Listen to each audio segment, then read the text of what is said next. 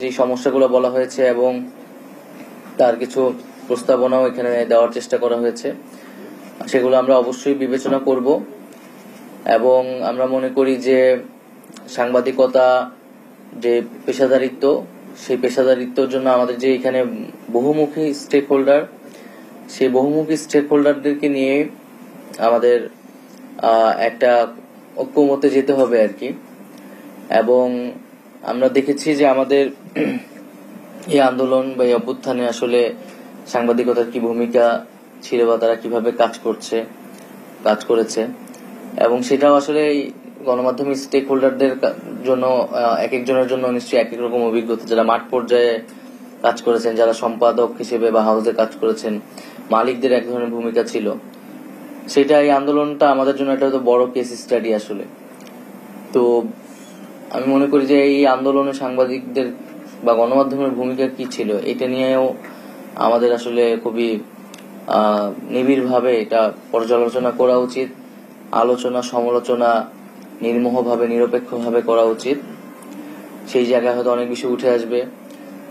আমরা যখন আন্দোলন করেছি বা এর আগে বিভিন্ন সময় আমরা একটা কথা শুনতাম যে মাঠ পর্যায় থেকে দেখা যেতেছে অনেক সাংবাদিকরা আমাদের নিউজ কভার করতো বা রিপোর্টার নিত, কিন্তু ওই নিউজটা আসলে প্রকাশ হইতো না। এবং একটা কথা শুনতাম, এটা হাউস পলিসি আছে যে হাউস এটা ঠিক করে দেয়, আবার হাউসের উপরে আবার হাউস আছে। তো এটা আসলে দায়িত্ব নেওয়ার সময় তো আসলে কেউ দায়িত্ব নেয় না। আমরা এখানে সংবাদ মাধ্যমের কথা বলা হচ্ছে, আমরা যদি ধরেন একটু ইলেকট্রনিক মিডিয়ার কথাও বলি, আমাদের আন্দোলনের সময় ইলেকট্রনিক মিডিয়ার যে শাটডাউনের যে সময়টা ছিল, আমরা কিন্তু ওই ভূমিকাটা দেখেছি যে ইলেকট্রনিক মিডিয়ায় আসলে আন্দোলনের পক্ষে কোনো তথ্যই প্রচার করা হয়নি, আর কি তথ্য প্রচার করা হয়েছে ওইটাও দেশের মানুষ দেখেছে। এখন এই ঘটনার আসলে জবাবদিহিটা করবে কে, দায়িত্বটা নিবে কে? যদি বা দায়িত্বশীল কাউ জিজ্ঞেস করা হলে বলা হবে ডিজিএফআই চাপ দেওয়া হয়েছিল, সরকার থেকে চাপ দেওয়া হয়েছিল।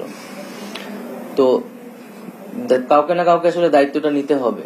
এবং সরকারের জায়গা থেকে আমরা তো সেই নীতিগত সংস্কারের কথা বলতেছি, কিন্তু একই সাথে সাংবাদিকদের ভিতর থেকে সেই রেজিস্ট্যান্সটা আসলে প্রয়োজন। আমরা তো 90-এর গণঅভ্যুত্থানে সেই রেজিস্ট্যান্স দেখেছিলাম সাংবাদিকদের মধ্য থেকে, কিন্তু এই অভ্যুত্থানে কিন্তু সেই রেজিস্ট্যান্সটা প্রাতিষ্ঠানিকভাবে আসেনি সাংবাদিকদের পক্ষ থেকে। আমার ক্ষুদ্র জ্ঞানে আমি যতটুকু বুঝেছি ততটুকু বললাম, ভুল হলে আপনারা বিবেচনা করবেন।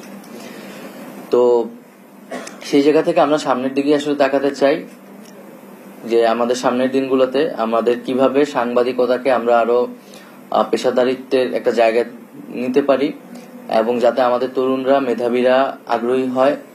আমাদের তরুণদের মধ্যে কিন্তু সাংবাদিকতায় আসার প্রবণতা দিন থেকে দিন কমতেছে, আগ্রহ কমতেছে, এবং এই পেশার প্রতি আসলে একটা হতাশা কাজ করতেছে। কারণ এই পেশাটাকে যেই মর্যাদার সহিত একসময় দেখা হইতো, ভাবা হইতো সমাজে, এবং যেই ভাবা হইতো যে একটা রাজনৈতিক দায়িত্ব হিসেবে ভাবা হইতো, মানুষ নিজেকে বুঝতে পারতো, কিন্তু সেই জায়গাটা এখন কিন্তু কমে এসেছে আর কি। তো সেই জিনিসগুলো আমরা চেষ্টা করব সকলে মিলে একটা সমাধানে যাওয়ার। এবং আমরা যে মুক্ত গণমাধ্যমের কথা বলতেছি, সেই মুক্ত গণমাধ্যমের জন্য অবশ্যই সাংবাদিকদের পেশাদারিত্ব সবচেয়ে গুরুত্বপূর্ণ পিলার।